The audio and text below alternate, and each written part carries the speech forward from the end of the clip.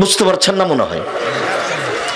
এখন বিচারের মাঠ কত বড় বিপদ, এই ছেলেটা বুঝেছে বিপদ কাকে বলে।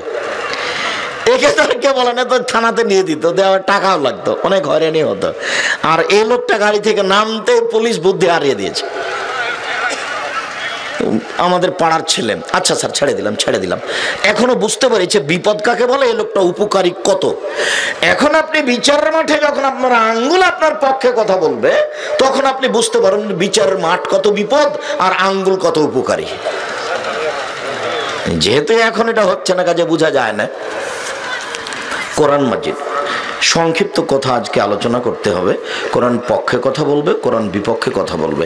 আয়েশা রাদিয়াল্লাহু তাআলা আনহা বলেন, রাসূল সাল্লাল্লাহু আলাইহি সাল্লাম বলেছেন, মাহির বিল কোরআনে মা সাফরাতিল কিরামিল বারারা, যারা কোরআনে দক্ষ, বুঝে কোরআন মাজিদ পড়ে, তারা বিচারের মাঠে দামি ফেরেশতাগণের সাথে থাকবেন। দামি। এখন যদি আপনি কোনো মন্ত্রীর পাশে বসে ছবি উঠান, তাহলে বলবেন আমি মন্ত্রীর সাথে বসে আছি, দেখেছিল আমি মন্ত্রীর পাশে বসেছিলাম। তার মানে আপনার খুব একটা গৌরবের বিষয়। তো বিচারের মাঠে যদি আপনি জিবরাইলের সাথে ঘুরে বেড়ান, এবার কত গৌরব বলেন। তো কোরআন মাজিদ যে বুঝে পড়বে, সে বিচারের মাঠে দামি ফেরেশতাদের সাথে থাকবেন। পরের বাক্যে রাসূল বলছেন, আল্লাযী ইয়াকরাউহু ইয়াতাতাউ ফীহি ওয়া শাক্কুন আলাইহি আজরান, আর যারা কোন রকম করে ছেচড়া মেচড়া করে কষ্ট করে পড়ে মাত্র, তার জন্য ডবল নেকি। জয়পুরহাট বাজার থেকে একটা ছেলে, একজন হাফেজ এসেছে আপনাদের পাড়ায়। ওই হাফেজ আবার মাঝহাবি মানুষ, তো আপনাদের ইমামটা ভালো কোরআন মাজিদ পড়তে জানে না। তো এখন ও ছিল মুক্তাদি, যেমন সালাম ফিরেছে তেমন ওই হাফেজটা বলছে নামাজ হয়নি, কোরআন ভালো পড়তে পারে না, নামাজ হয়নি। হাফেজ তো আর জানা নাই তার যে নামাজ হয়েছে কি হয়নি, ও শুনেছে নামাজ হয়নি, সেই জন্য চিৎকার করছে। খবরদার, সাবধান, শুধু হিফজখানা খুলবেন না। আমি নিন্দা করিনি হিফজখানার, তবে কোরআন মুখস্থ করার পরে আরো 16 বছর মাদ্রাসায় পড়তে হবে অন্তত, নইলে বুঝতে হবে কিছুই শিখেনি। কেননা আপনাকে আমি বলিনি যে ওই যে নওগাঁ থেকে পার হয়ে যাচ্ছিলাম, নদীটা পার হয়ে ফজরের সালাত আদায় করে বের হচ্ছি, তো মসজিদের মেহরাবের ডান দিকে লেখা আছে আল্লাহ, বাম দিকে লেখা আছে মোহাম্মদ। তা আমি বললাম, হাফেজ সাহেব কেমন হয়েছে? ভালোই হয়েছে। তা আমি বললাম যে ডান দিক থেকে অনুবাদ করেন তো। আল্লাহ হলেন মোহাম্মদ, বাম দিক থেকে মোহাম্মদ হলেন আল্লাহ, নাউজুবিল্লাহ মিন জালিক। বলে কেমন হয়েছে? ভালোই হয়েছে। আপনি এক কাজ করেন, মোহাম্মদটাকে সরিয়ে দিয়ে ওখানে লিখেন আকবর, আল্লাহ আকবর। এবার ডান দিক থেকে অনুবাদ করেন আল্লাহ হলেন সবচেয়ে বড়, বাম দিক থেকে অনুবাদ করেন সবচেয়ে বড় হলেন আল্লাহ। কেমন হয়েছে? ভালোই তো। মানে ও শুধু হিফজ, মানে ও কিছু বুঝেনি। ও আপনার চেয়ে দুর্বল পয়েন্টে আছে। কেন? ও খালি বড় একটা টুপি মাথায় দিয়ে উপরে রুমাল দিয়ে মানুষের বাড়ি খেয়ে বেড়ায়। তার ভিতরে দুর্বলতা আছে, ও মানুষের ময়লা খায়। আর সকল নাস দান হলো মানুষের ময়লা। মুহাম্মদ সাল্লাল্লাহু আলাইহি সাল্লামের নাতি হোসেন একটা যাকাত দানের খেজুর মুখে দিয়েছিল। আল্লাহ রাসূল লাফ দিয়ে উঠে মুখের ভিতরে আঙ্গুল ঢুকিয়ে খেজুর বের করে বলছে, বলো কি যাকাত আমি খাই না, আমার বংশ খায় না, আমার কাজের লোক খায় না। মুখে দিয়েছো মানে বের করো। যাকাত হচ্ছে, দান হচ্ছে, সাদকা হচ্ছে মানুষের ময়লা। মানুষের ময়লা আমি খাই না, আমার বংশ খায় না, আমার বাড়ির কাজের লোক খায় না। মানুষের ময়লা আমি খাবো কেন? আমার বংশ খাবে না, যে কাজ করতে পারে না সে খাবে, ফকির মিসকিন খাবে। আর নইলে নিয়ে গিয়ে আটমল মাদ্রাসে দিয়ে দিতে হবে, খাও। কথা বুঝতে পারেননি? ও তো মানুষের ময়লা, ও মানুষের সুবিধা করা হয়েছে, মানুষের পাপ মোচন করে ও দিয়ে মানুষকে জান্নাত দিয়ে দেওয়া হয়েছে। সেটা কেন আপনি খাবেন? যে কাজ করে খেতে পারে সে খাবে না। অতএব হাফেজ সাহেব ভুল বুঝেছে, কথাই ঠিক। কোরআন মাজিদ উচ্চারণ ঠিক হয়নি, সেজন্য সালাত বাতিল হয়েছে, এই কথা মিথ্যা। কোরআন সালাত বাতিল হয়নি। কোরআন মাজিদ 7 ভাষায় পড়া যায়। শোনেন, ওমর রাদিয়াল্লাহু তাআলা আনহু একজনকে কোরআন মাজিদ পড়তে শুনে ওর গলায় গামছা দিয়ে রশি দিয়ে টেনে রাসূলের কাছে নিয়ে এসেছেন। তারপরে এসে বলছেন, দেখেন এ কোরআন মাজিদ কিভাবে পড়ে। তখন আল্লাহ রাসূল বলছেন, গলা থেকে গামছাটা আগে সরাও তো, এইভাবে লোকটাকে টেনে নিয়ে এসছো? আচ্ছা ঠিক আছে। পড়েন তো, পড়ো তো দেখি। লোকটা পড়লো। উমর তুমি পড়ো তো। উমরও পড়লেন। তখন আল্লাহ রাসূল বলছেন দুটাই তো অবতীর্ণ হয়েছে। চাঁপাই নবাবগঞ্জের লোক বলছে কিসকে যাবি, আর জয়পুরহাটের লোক বলছে কৃষক যাব। দুটোতে একই, কিন্তু অক্ষর একটু উলট পালট হয়ে আছে, তাই না? জয়পুরহাটের লোক বলছে রংপুর, আর রংপুর দিনাজপুর লালমনিরহাটের লোক বলছে অংপুর। এরা র ছেড়ে ব্যবহার করছে, ওরা অব্যবহার করছে, শব্দ তো একটাই আছে। ওরা বলছে খাবি, এরা বলছে খাবু। এরই নাম ভাষা। কোন জায়গাতে হামজা হয়ে আছে আইন কোন ভাষাতে, আর কোন ভাষাতে আইন হয়ে আছে হামজা, কোন জায়গাতে সিন আছে সদ, সদ আছে সিন, এভাবে হয়ে আছে। এই হাফেজ তো কোরআন হিফজ করেছো, তো আর ধর্ম কর্ম জানে না, সেজন্য লাভ দিয়ে উঠে বলছে নামাজ হয়নি। আলিফ বা তাসা এটা সুন্দর উত্তম, আলিফ বেতে সে এটা হয়নি, যে হয়নি বলবে সেও মূর্খ, নিজেও জানে না ধর্ম কাকে বলে। অতএব কেউ যদি বুঝে পড়ে কোরআন, তাহলে বিচার মাঠে দামি ফেরেশতার সাথে থাকবেন। আর যে কোন রকম করে ছেঁচড়া মেচড়া করে টেনে হেঁচড়ে পড়ে তার ডবল নেকি। হাদিস বুখারী মুসলিম। মানে আম গাছে জাম ধরতে পারে, ধরে না। অমাবস্যার রাতে চাঁদ উঠতে পারে, উঠে না। সুঁয়ের ছিদ্র দিয়ে লাঙ্গলের ফল ঢুকতে পারে, ঢোকে না। সুঁয়ের ছিদ্র দিয়ে লাঙ্গলের ফল ঢুকে যেতে পারে। আম গাছে জাম ধরে যেতে পারে, অমাবস্যার রাতে চাঁদ উঠে যেতে পারে, এগুলো ঘটে যেতে পারে। আমি যে কথা বলছি এতে সন্দেহ আছে বলে কিয়ামত পর্যন্ত চেষ্টা করলে সরিষা ঢোকানো যাবে না। যা বলছি তাই থাকবে, তার নাম বুখারী মুসলিম। হুজুর বুঝতে পারেননি, এই জন্য হুজুর বলেছেন যে ইমাম আহমদ ইবনে হাম্বল 10 লক্ষ হাদিসের হাফেজ, তারপরও চ্যালেঞ্জ দিয়ে কথা বলতে পারেননি। তার মানে উনি বুঝতে ভুল করেছেন।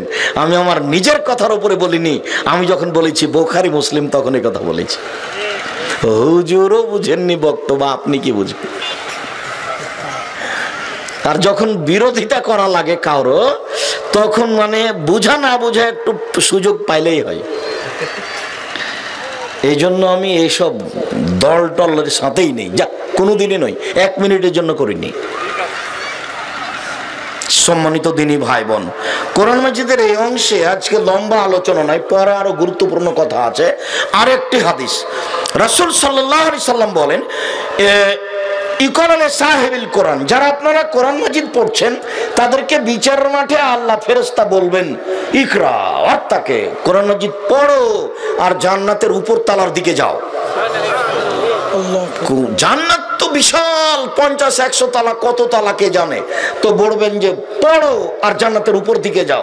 ওরাতেল কামাকুন্তা তোরাতেল ফির দুনিয়া, যেমন ভাবে সুন্দর করে পড়ছিলে তেমন ভাবে সুন্দর করে পড়ো আর উপর দিকে যাও, উপর দিকে যাও। ফাইন্না মানজালাকা আখির আয়াতিন আল্লাতি তাকরাউহা, তোমার শেষ আয়াত যেটা হবে সেটাই তোমার থাকার জায়গা। পড়তে পড়তে পড়তে তোমার যেটা শেষ আয়াত হবে সেটা হলো তোমার থাকার জায়গা। সম্মানিত দিনী ভাই বোন, এই ছেলেরা, কয়েকটা লোক দাঁড়িয়ে আছে কেন? তোমরা যারা আমাদের দায়িত্ব পালন করছো, জায়গা না থাকে সেটা ভিন্ন কথা, রাস্তায় চলাচল করতে দিবেন না। আর মহিলাদেরকে বলছি ঢং ঢং করে এসেছেন, ঢং ঢং করে চলে যাচ্ছেন কোথায়? বাড়িতে কি কাজ আছে? একটু শরম হয় না? একটু হায়া হয় না? লজ্জা হয় না? আপনি একটু বলে ওকে নিয়ে আসতে পারেননি যে আব্দুর রাজ্জাক সাহেব এসেছেন, দয়া করে তুমি মরে গেলেও চোখ মুখ বন্ধ করে থাকো, ওখানে থাকি, আমাকে যেন মাঠে মেরে ফেলো না। সে আপনার বইতে হাঁটছে এভাবে, ও কি বুঝলো আর কি শুনলো? ওর গায়ের ওপর দিয়ে যদি আর একজন চলে যায় তবু কথা বলতে পারবে না, এখন চুপ। উপস্থিত বৈঠকের মুসলিম বোন চুপ থাকেন। আপনাকে বলছে, এই মেয়ে, তোমার মাথায় কাপড় নাই কেন? শরম হয় না তোমার? হায়া হয় না তোমার? ইতস্তবোধ হয় না তোমার? চুপ থাকো তুমি।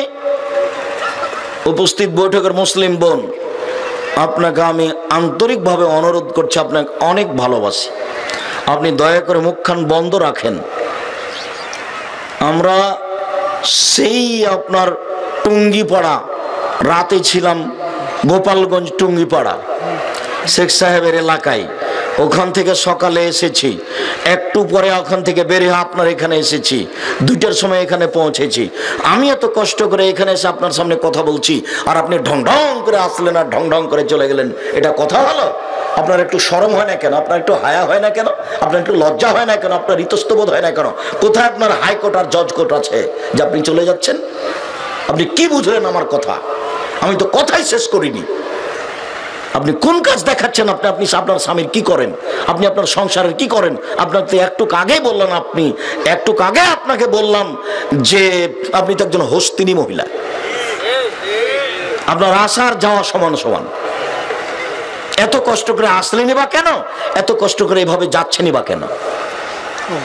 কি বা কাজ আছে আপনার বাড়িতে? ধৈর্য ধারণ করুন। শুনুন, একটা শব্দ ধৈর্য আর একটা শব্দ ঘোড়ার ডিম। ঘোড়ার ডিম সবাই বলে, কেউ দেখেনি। তো ধৈর্য সবাই বলে, কিন্তু কেউ বুঝে না যে ধৈর্য কি জিনিস। যখন একটু বলেছে এই তোকে দেখে নিব, তখন পাল্টা বলছে তোকেও দেখে নিব। তার মানে কারোর ভিতরে একটু ধৈর্য নেই। এই যে জমি চাষ করেছেন, ও যখন আইল বুঝেন তো, একটু কেটে নিয়েছে, তখন আপনি বুঝতে পেরে আপনি তার চেয়ে বেশি কেটে নিয়েছেন। ধৈর্য এখন হয়ে গেছে ঘোড়ার ডিম। কারো ভিতরে ধৈর্য নেই। নির্বাচন করে করে এটা আরো গেছে। এটা যদি আপনি হতেন, চট করে এই কথা বললেন কেন? ধৈর্য কি জিনিস? আপনার একটু ধৈর্য হলো না? আমি কি এই ব্যাগটা আপনার মাথার উপর চাপিয়ে দিয়েছি জেনে শুনে? আমি উঠছিলাম, খেয়াল করতে পারিনি, ওই একটু ধাক্কা খেয়ে আমার ব্যাগটা আপনার মাথায় গিয়ে লেগে গেছে। আপনি এইভাবে বললেন কেন? ধৈর্য কি ঘোড়ার ডিম? ঘোড়ার ডিম সবাই বলে, কেউ দেখেনি। তাহলে ধৈর্য কি এরকম নাকি? মানুষকে ধৈর্য ধারণ করতে হবে, একটু ধৈর্যের পরিচয় দিতে হবে।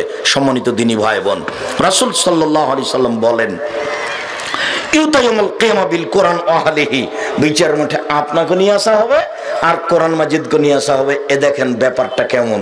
আপনি উপস্থিত বিচারের মাঠে, কোরআন মাজিদও উপস্থিত। তাকদমুহু সূরাতুল বাকারা, সূরা আলে ইমরান। সব আগে আসবে সূরা বাকারা, সূরা আলে ইমরান। সব আগে আসবে সূরা বাকারা, সূরা আলে ইমরান।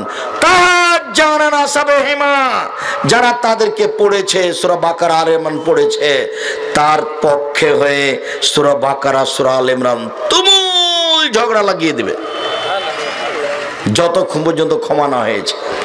আবু হুরায়রা রাদিয়াল্লাহু তাআলা আনহু বলেন, রাসূল সাল্লাল্লাহু আলাইহি সাল্লাম বলেছেন, ইকরাউজ জাহরাওয়াইন, এই পৃথিবীর মানুষ সবাই তোমরা উজ্জ্বল 2টি সূরা পড়ো, উজ্জ্বল 2টি সূরা পড়ো, সূরাতুল বাকারা ও সূরা আলে ইমরান।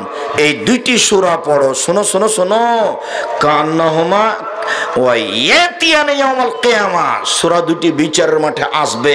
কান্নাহুমা গামামাতানে আও গায়াতানে আও ফিরকানে মিন তাইরিন সাফিন। বিচারের মাঠে যখন আসবে সূরা 2টি, তখন মনে হবে 2টি মেঘখণ্ড, তখন মনে হবে 2টি সামেয়ানা, তখন মনে হবে 2 ঝাঁক পাখি, ডানা প্রসারিত 2 ঝাঁক পাখি। এইভাবে আসবে সূরা 2টি। সূরা 2টি যে পাঠ করবে তার পক্ষে তুমুল ঝগড়া লাগিয়ে দিবে। যতক্ষণ পর্যন্ত সুপারিশ কবুল না হয়েছে ততক্ষণ পর্যন্ত বলতে থাকবে। এই পর্যন্ত বলার পরে বাকিটুকু আল্লাহ রাসূল আবার বলছেন, এবার শোনেন, তবে সূরা বাকারা, তবে সূরা বাকারা আখজাহ বারাকা, যে পড়বে তার উপরে বরকত নাজেল হবে।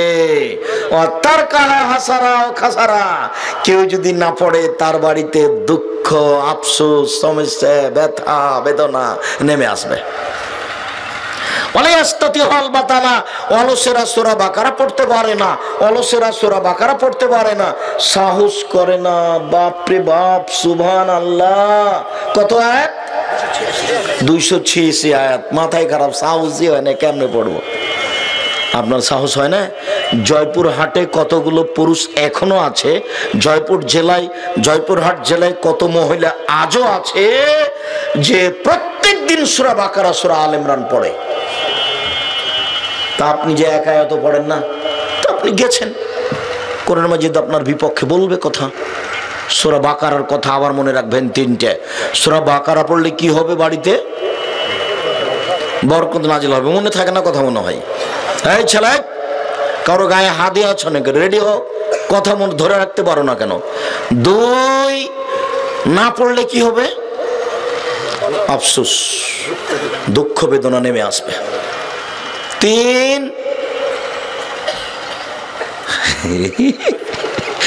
অলসেরা পড়তে পারে না। অলস দেশে সূরা বাকারা পড়তে পারে না, সাহস করে না, এত বড় সূরা পড়বো কেমন করে? অলস লেগে যাবেন একবারে। চাঁপাইনবাবগঞ্জের ভাষাতে লেংটি, সেটা লেগে যাব। আপনাদের ভাষায় জমিতে নামে মাল কাঁচা মেরে একবারে লেগে যাবেন। সূরা বাকারা পড়েই ছাড়বো ইনশাল্লাহ, পড়বই, তারপরে কোনো কথা। একটু পরে দেখছি শুরু করেছি, তখন নাতি এসে বলছে দাদা দাদা, দাদি ডাকছে, ছাড়, শয়তান চলে এসছে রে, শয়তান শয়তান, সর এখান থেকে সর। কে আসছে দাদা? বাইরের লোক দুটো দাঁড়িয়ে আছে, ওদেরকে বসতে বল, আধ ঘন্টা পরে আমার সাথে কথা হবে, ওরা যায় না যেন চাঁদে। আগে সূরা বাকারা পড়বো, তারপরে কোনো কথা। আপনি খালি পড়া শুরু করে দেখেন কত সমস্যা নেমে আসবে। নাতি দৌড়েই চলে এসেছে, বা মেয়ে এসে ডাকছে, 2-3 জন মানুষ চলে এসেছে। আমি তো দেখি সারাদিন আমি খালি মানুষের সাথে কথা বলতে বলতে সময় যাচ্ছে আমার। গাড়িতে উঠছি, কত লোক পাশে দাঁড়িয়ে আছে, কতজন কথা বলার জন্য অপেক্ষায় আছে। এটা যদি আল্লাহর দয়া হয় তা আলহামদুলিল্লাহ। তা আল্লাহকে বলছি, এটা তুমি তোমার দয়া হিসাবে কবুল করো, যাতে করে আমি যে কিছু করতে পারি না তেমন, এটুকু যেন আমার উল্টা দিকে না যায়। এমনি তো দাওয়াত দিতে এসে যে মানুষজন যেসব টাকা পয়সা দেয়, সেটাও মাঝে মধ্যে আমার ভয় হয়, যার জন্য এখন টাকা পয়সা সব জামিয়া সালাফিয়া দিয়ে দিই, অন্তত বাঁচি কোনো আলাদা বিচারও। দোয়া করবেন, এটা খুব কঠিন ব্যাপার।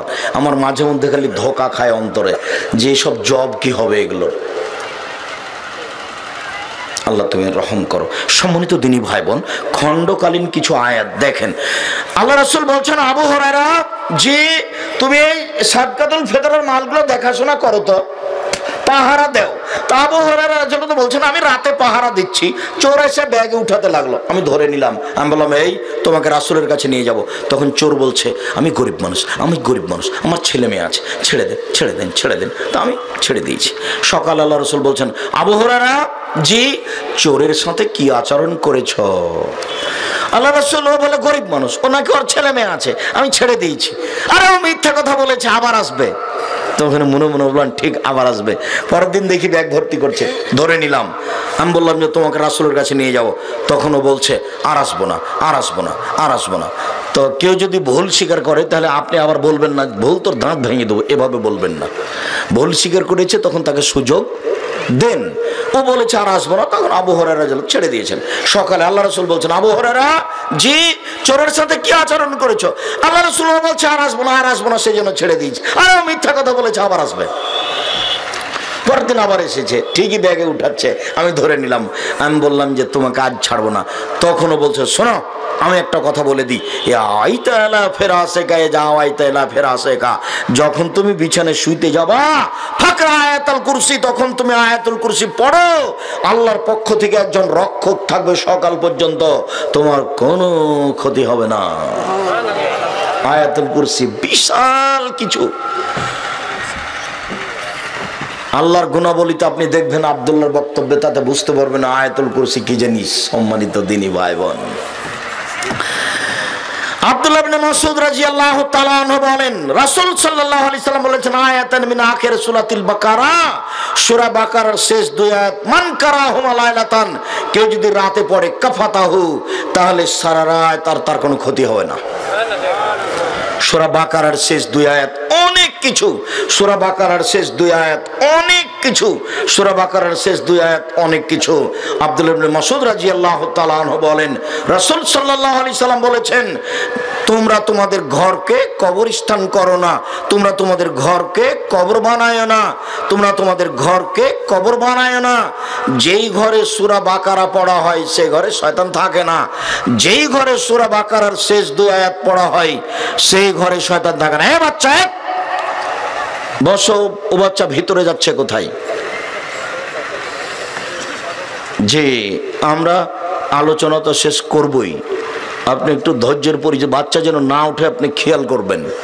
আমরা কাছাকাছি চলে আসছি। সম্মানিত দিনী ভাই বোন, তাহলে যেই বাড়িতে ঘরে সূরা বাকারার শেষ 2 আয়াত পড়া হবে, সে বাড়িতে শয়তান থাকবে না। মনে থাকবে না? মনে হয় এইবার চলেন আর একটু আগে। রাসূল সাল্লাল্লাহু আলাইহি সাল্লাম বলেন, কেউ যদি জুমার দিন সূরা কাহাফ পড়ে তাহলে 7 দিন যাবত এই বাড়িতে আল্লাহর পক্ষ থেকে বরকত নাজিল হবে। বাড়িটা আলো হয়ে থাকবে, কোনো সমস্যা হবে না, ওরা বিপদ মুক্ত থাকবে যদি জুমার দিন সূরা কাহাফ পড়ে।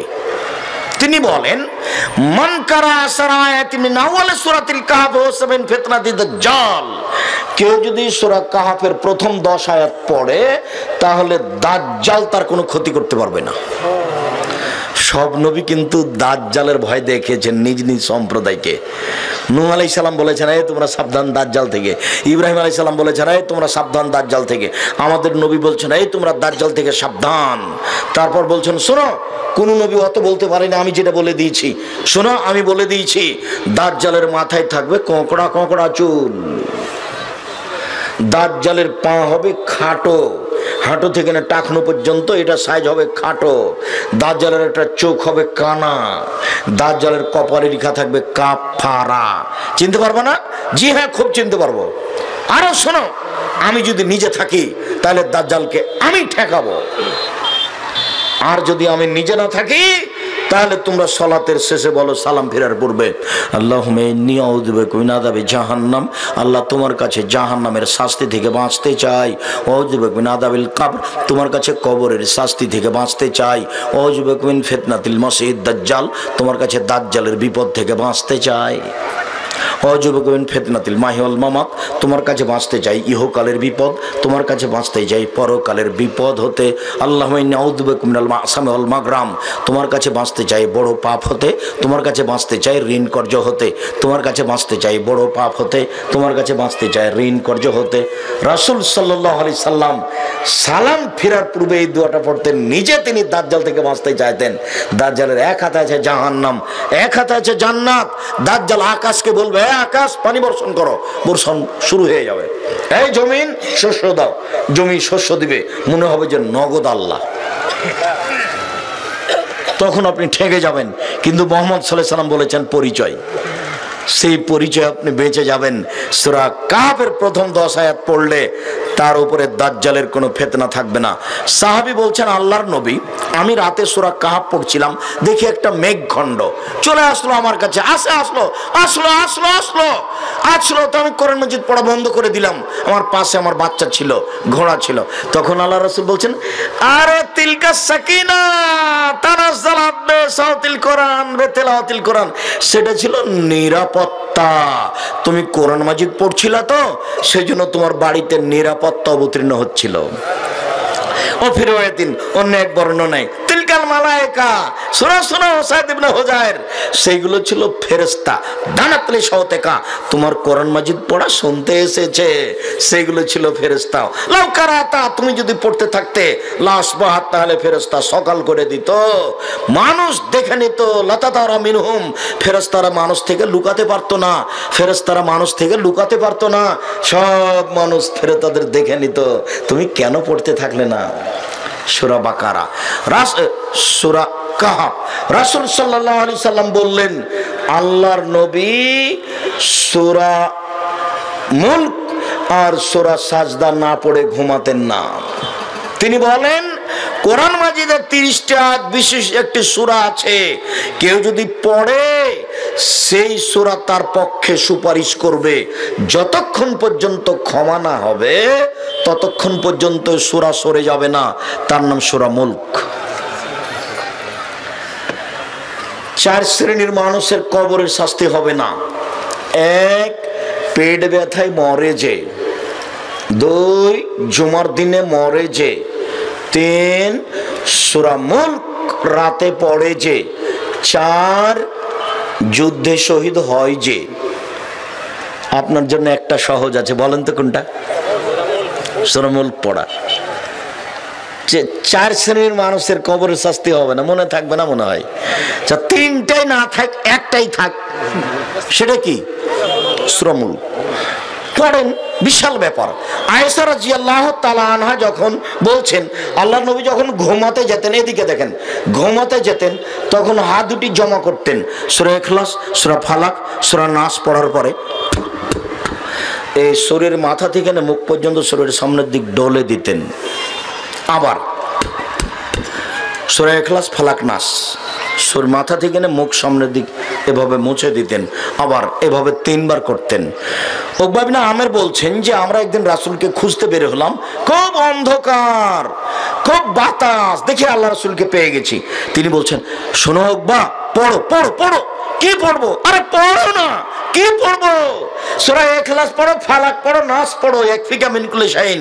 পৃথিবীর সব সমস্যার জন্য যথেষ্ট, যে কোনো সমস্যা, যে কোনো বাধা, যে কোনো বিপদের জন্য যথেষ্ট হলো সূরা ইখলাস, সূরা ফালাক, সূরা নাস। উকবা ইবনে আমের বলছেন, একদিন রাসূলের সাথে হাঁটছি, রাতে খুব বৃষ্টি, খুব অন্ধকার, খুব বাতাস, দেখছি আল্লাহ রাসূল পড়ছেন সূরা ফালাক আর নাস। তারপরে আমি পড়তে লাগলাম। আমাকে বলছেন, শোনো উকবা, পৃথিবীতে বিপদ থেকে বাঁচার জন্য ইখলাস আর ফালাকের সমতুল্য দুনিয়াতে কোনো জিনিসই নাই, সূরা বাকারাও নয়। যখনই তোমার কোনো বিপদ সমস্যা মনে হচ্ছে, ভূতের ভয় পাচ্ছ, জিনে ধরতে পারে, তুমি ফালাক নাস পড়ো। পৃথিবীতে বিপদ থেকে বাঁচার জন্য এই 2টা সূরার উপর দিয়ে কোনো জিনিসই নাই, পৃথিবীতে কোনো কিছু নাই এই 2টা জিনিস সূরার উপর দিয়ে। সম্মানিত দিনী ভাই বোন, সমস্যার জন্য সূরা ফালাক, সূরা নাস পড়বেন, অসুখ বিসুখের জন্য সূরা ফালাক, সূরা নাস পড়বেন। সম্মানিত দিনী ভাই বোন, বক্তব্যের শেষে এসে একটু ওসিয়ত। 1, 5 ওয়াক্ত সালাত আদায় করবেন, নামাজ পড়বেন, জীবনে কোনো দিন এর সাথে আপোষ করবেন না। আপোষ মানে আচ্ছা কাল থেকে পড়বো, এ কথা বলবেন না। আচ্ছা জোহর থেকে পড়বো, এ কথা বলবেন না। প্রস্তুত এখন থেকেই। ব্যতিক্রম ইবাদত নামাজ, সালাত, এর সাথে কোনো আপোষ নেই। 2, হালাল রুজি উপার্জন করবেন, চকলেট বিক্রি করে হলেও। আর জয়পুরহাট জেলার তো জমি স্বর্ণের দামে বিক্রি, 3-4টা ফসল হয়, আপনি চকলেট বিক্রি করবেন কেন? অনেক বড় ব্যবসায় আপনি। 3, কোরআন মাজিদ পড়তে অভ্যাসী হবেন, সূরা ইখলাস হলেও। সূরা ইখলাস কয়বার? 3 বার। 3 বার পড়লে কি হবে? 1 বার কোরআন মাজিদ পড়ার সমান কি হবে? এই চলে, সূরা হাসরের 3 আয়াত পড়লে কিছুই হবে না। কি হবে? অক্ষর প্রতি 10 নেকি হবে। সূরা ইয়াসিন পড়লে কিছুই হবে না। কি হবে? অক্ষর প্রতি 10 নেকি হবে। সূরা রহমান পড়লে কিছুই হবে না। কি হবে? অক্ষর প্রতি 10 নেকি হবে। অতএব বিশাল কিছু হলো ইখলাস, বিশাল কিছু হলো ইখলাস, ফালাক, নাস, বিশাল কিছু হলো সূরা বাকারার শেষ 2 আয়াত। তারপরে আমার একটা দাবি মানতে হবে, সেটা হলো এই জামিয়া সালাফিয়ার জন্য দোয়া করতে হবে। আমার মনে বড় সাদ, এই দেশের মাটিতে আমি উন্নত মানের প্রতিষ্ঠান গড়বই গড়ব ইনশাল্লাহ, যে কোনো মূল্যে। তার সম্মেলন রাজশাহীতে 13-14 ফেব্রুয়ারি আর ঢাকায় 5-6 মার্চ। সাথে সাথে ভর্তির তারিখ 1 জানুয়ারি। আর বই পুস্তকগুলি সংগ্রহ করবেন, যেটা জামিয়া সালাফের মুখপাত্র 50টা প্রশ্নের উত্তর আছে মাসিক আল ইতেসাম পত্রিকা, পৃথিবীর সকল বাঙালির কাছে থাকতে হবে। এছাড়া আদর্শ পরিবার, যা আলোচনা করছি সব আদর্শ পরিবারে আছে, যেটা মধ্যেখানে বলেছিলাম বারাকাল্লাহ আলাইকা, কে বড় ক্ষতিগ্রস্ত, কে বড় লাভবান, আদর্শ নারী, আদর্শ পরিবার। আর আব্দুল্লাহ রহমানের বইটা দেখেন তো, শিক্ষা বনাম জাহেলিয়াত, 10 পর্যন্ত বইগুলি নাকচ করা হয়েছে সকলকে বইগুলি। আর আব্দুল্লাহ মিন্নাতুল বারি আছে, হাদিসের জগতে বুখারীর ব্যাখ্যা হিসেবে পৃথিবীতে ব্যতিক্রম ব্যাখ্যা। কেউ যাবেন না, যদি নিজের কাছে টাকা না থাকে তাহলে 20টা টাকা দিয়ে একটা মাসিক আল ইতেসাম পত্রিকা নিয়ে যাবেন, কারোর কাছে সহযোগিতা নেবেন। আর দেখেন যে আব্দুল্লাহর মিন্নাতুল বারি আছে কিনা। বুখারীর ব্যাখ্যা হিসেবে বিরল ব্যতিক্রম ব্যাখ্যা। জি সম্মানিত দিনী ভাই বোন, সবাই আসেন, কিছু না থাকলে মাসিক আল ইতেসাম পত্রিকা নিয়ে যাবেন। আমি কিছু প্রশ্নের উত্তর দিই। আমাদের এখানকার এক বড় আলেম মাথার চুল কালো কালার করে, তা দেখে মূর্খ মানুষ বলে এত বড় আলেম। জি, মাথার চুল কালো করা হারাম, বড় হুজুর হোক আর ছোট হুজুর হোক। মসজিদ নির্মাণের জন্য নিয়তকৃত নির্দিষ্ট জমি রাস্তা না পাওয়ার কারণে মসজিদ নির্মাণ সম্ভব না হওয়ায় জমিটি একদল করে মসজিদ নির্মাণ করা যাবে কি? এওয়াজ বদল করে। জি জি, জমিটা পরিবর্তন করে দেন। আর সবাই পাবেন, আমি তো আছি, সবাই বই পাবেন। আমি তো দেখবেন যে আপনার চলে যাওয়ার পরেও আছি। আমি সবাইকেই বলছি যে টাকা থাকলে সবটাই বই রাখেন, মানে অতীব জরুরি। মরণ একদিন আসবে, বইটা দেখেন। কেন এই নির্যাতন, কি তার প্রতিকার? আব্দুল্লাহর আর একটা বই আছে, আমরা হাদিস মানতে বাধ্য। এক শ্রেণীর মানুষ জয়পুরহাট জেলায় দেখা দিয়েছে যে শুধু কোরআন মানলেই চলবে। তখন আব্দুল্লাহ একটা বই লিখেছে, আমরা হাদিস মানতে বাধ্য। জমি এওয়াজ ফের করে মসজিদ করেন, ওইটা জমি আপনার, ওটা মসজিদে চলছে না তো ওটা আপনি নিয়ে নেন। যে রাস্তার পাশে মসজিদের জন্য জমি দেন, প্রয়োজনে কিনে দেন, তখন এটা নিতে পারবেন। ওই জমিটা হুবাহু কিনতে পারবেন না, আপনি এওয়াজ বদল করতে পারবেন। আজানের সময় ইসলামিক আলোচনা করা যাবে কি? প্রয়োজনে কোনো সময় করবেন, প্রতিদিন নয়। করতে পারেন, মানুষকে জাগানোর জন্য নয়, উপদেশ দেওয়ার জন্য। মহান আল্লাহর সৃষ্টি পরিবর্তন করা যাবে কি? যেমন দাঁত ছিলা, ভরু তোলা, এগুলো করা যাবে না। এগুলো কি দেখা হয়েছে?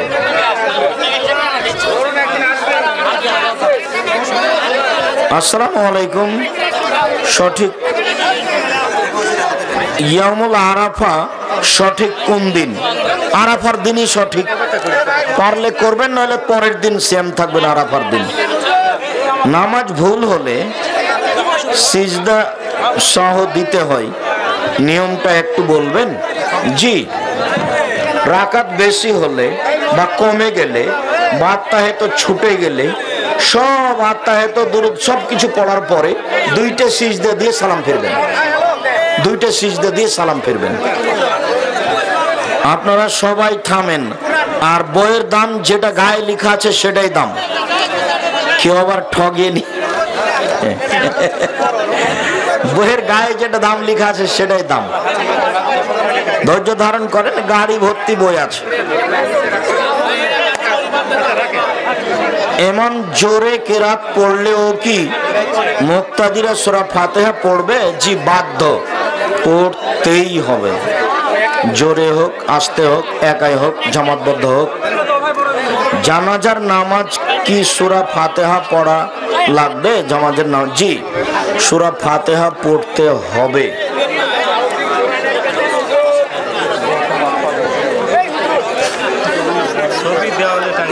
ছবি দেওয়াল, ছবি দেওয়ালে লটকানো এবং ছবি তোলা, লটকানো হারাম, ঝুলানো হারাম। প্রয়োজন ছাড়া ছবি উঠানো যাবে না, জরুরি প্রয়োজন হতে হবে। ডক্টর মুসলিউদ্দিন সাহেব সেই দিন কালায়ের প্রোগ্রামে 7 ভাগে কুরবানি জায়েজ বলেছেন, করেন। 7 ভাগে 7 জনে আছে, 7 পরিবারে নেই। যারা 7 ভাগে চলবে না বলছে তারা কিছু জানে না। আচ্ছা, বলেছে বলেছে, ওই দিক আর মন খারাপ করিয়েন না, ভাগে কুরবানি করিয়েন না। 7 জন আছে, 7 পরিবার নেই। আর সেই কালে মাওলানা আব্দুল্লাহ কাফিয়াল কোরাইশি বলেছেন, একটা গরুতে 7 জন অংশগ্রহণ করবে, 7টা পরে। এরকম কোন হাদিস আমি জানি না। আর বাকি বলার প্রয়োজন আমি মনে করি না। যারা ডাক্তারদেরকে টাকা, ঔষধ, বিভিন্ন উপহারের বিনিময়ে তার কোম্পানির ঔষধ বিক্রি করার প্রচেষ্টা চালায়, এটা প্রতারণা। হয়তো ঔষধ ভালো নয় না, ওই প্রতারণার চাকরি হবে, ওটা করা যাবে না।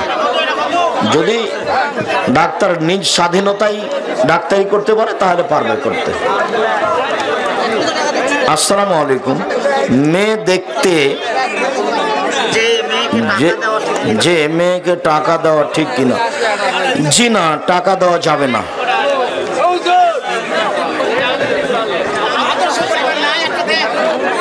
স্বল্প দোষ হলে, স্বপ্ন দোষ হলে এই কাপড়ে নামাজ হবে কি? জি হবে। যেখানে শুক্রকীট বীর্য লেগেছে শুধু ওই জায়গাটা ধুয়ে দেন, আর যদি শুকিয়ে যায় তাহলে আর কোনো কথাই নেই। যদি ভিজা থাকে তাহলে ওই জায়গাটা ধুয়ে দিবেন, আর যদি শুকিয়ে যায় তো আর কিছু নেই, বাস পড়েন। হুজুর, আলিফ বে তে সে জিম এইভাবে পড়লে কোনো পাপ হবে নাকি?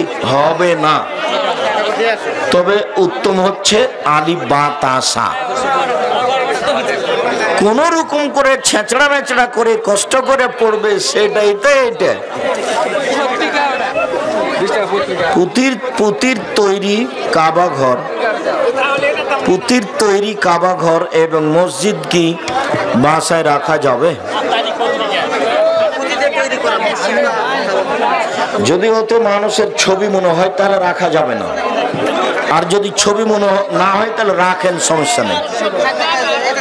খাঁচায় বন্দি করে না রেখে পাখি পোষা যাবে কি? অপ্রয়োজনীয়, রাখবেন না। যেগুলো পাখি মানুষের বাড়িতে থাকে যেমন মুরগি, সেগুলো রাখা যাবে, তাছাড়া এসব রাখা ঠিক নয়। আসসালামু আলাইকুম রহমতুল্লাহ বারাকাতুহু। হুজুর, অনুগ্রহ করে প্রশ্নটির উত্তর দিবেন, কেননা এই প্রশ্নের উত্তরটি খুব দরকার। বিবাহের সময় কয়টি বিবাহ করা ফরজ? এটাই খুব দরকার।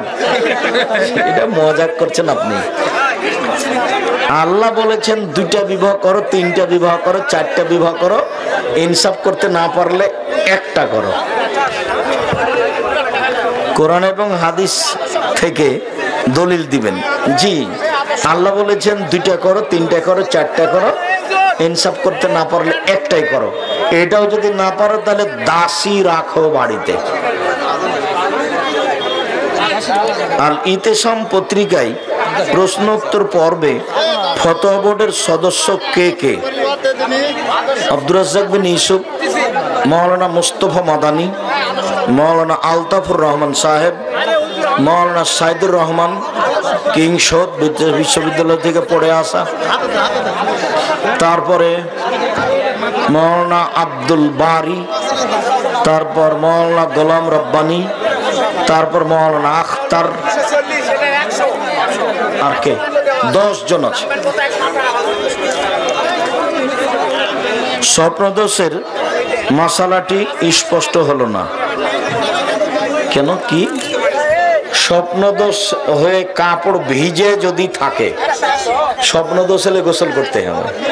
অসুখ বিসুখ তো তেমন করেন যে যেই কাপড়ে শুক্রকীট লেগেছে ওটা যদি দেখা যায় যে ভিজে আছে তাহলে শুধু ওই জায়গাটাই ধুয়ে দিবেন, কাপড়টা ধোয়ার প্রয়োজন নেই।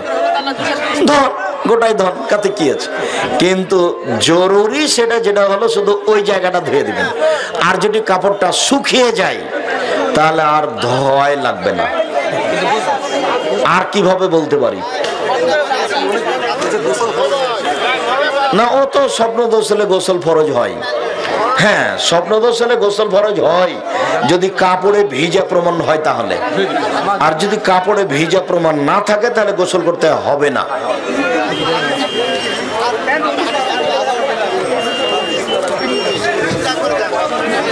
শুকরিয়া সকল দিনী ভাই বোনকে আমরা যে আলোচনা পেশ করলাম সে আলোচনা মেনে চলার জন্য অনুরোধ জানাচ্ছি। বিশেষভাবে সূরা ইখলাস প্রতিদিন 3 বার, বিশেষভাবে সূরা ইখলাস ফালাক নাস একটু পড়ে আমি যে কোরআন মাজিদ পড়ি এটার উপরে বহাল থাকার জন্য অনুরোধ জানাচ্ছি। এটা বিশাল পাওয়া, সংক্ষিপ্তভাবেই এটা অনুরোধ রাখছি। আর আল্লাহ আমাদের যারা মারা গেছে তুমি তাদের কবরের শাস্তি মাফ করো। আমরা যারা অসুস্থ তুমি তাদের আরোগ্য দান করো। আমরা যারা বেঁচে আছি তুমি তাদেরকে তোমার রাসূলের পদ্ধতি অনুযায়ী চলার তৌফিক দান করো। এই দাবি, এই দাওয়া, এই দোয়া তোমার দরবারে রেখে আজকের আলোচনা এখানেই শেষ করলাম। সুবহানাকাল্লাহুম্মা ওয়া বিহামদিকা আশহাদু আল্লা ইলাহা ইল্লা আনতা আস্তাগফিরুকা ওয়া আতুবু ইলাইক। আসসালামু আলাইকুম। আমার দ্বীনি বোনেরা একটু খেয়াল করবেন, ওই আদর্শ পরিবার বইটা আছে নাকি ওটা খেয়াল করবেন, আর দুয়ার বইটা যাতে 42টা সহিহ হাদিস আছে হাত তুলে দোয়া করার। আসসালামু আলাইকুম।